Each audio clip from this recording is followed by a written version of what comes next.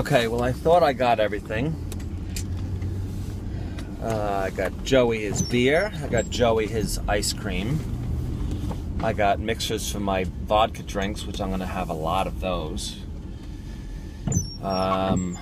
Kelly reminded me that I want to make French toast tomorrow, but I have no eggs.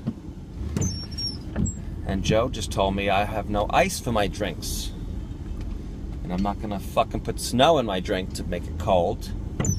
So now I gotta go back in here again. And I also have to get washer fluid because I can't see a fucking thing through my windshield. And I gotta deal with all these crazy people again. Okay, this lady just fell on the ground in front of me. Alright, this is gonna be an interesting night. Got milk and bread though.